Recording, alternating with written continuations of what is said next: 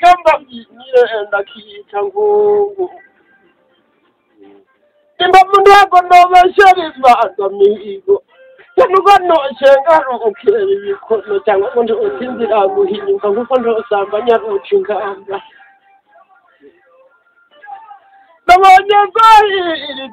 kibara nabonye zahiri kibara bukeye imigoneza na nyina ngira rigwana mukuru wanjye afite nkabye kunda nakunda ntarutana gwambika zirajyana ziyazibera namagaramira kandi zikabindi fuzo amahika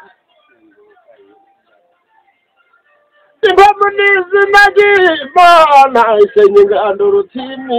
kandi ari inshuro ya Rwanda kandi twarayihawe nzabarinda Arugwa nicaye ndigundo ndekuru nzitiruzi karehete batega kwerere yagaruje umurima ariko aravugana naratinda maze we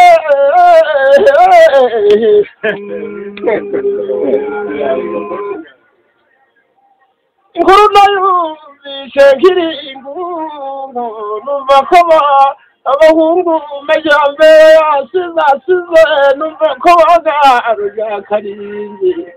nuko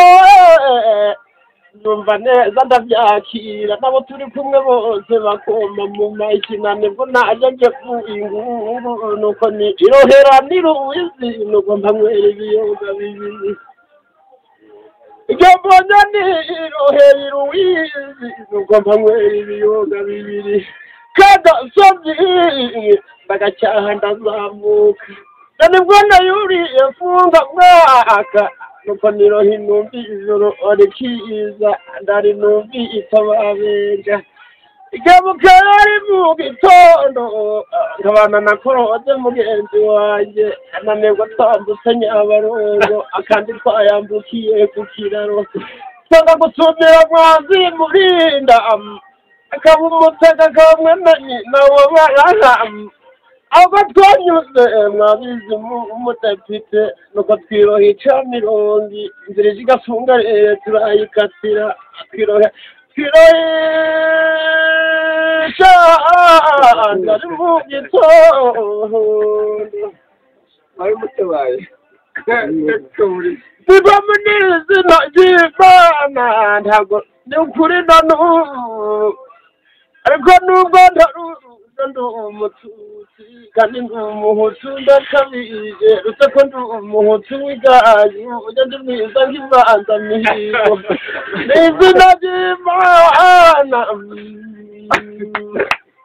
Ati mujendo ngona no gutaha bahamagara ngo baze wabo ndakunda umuntu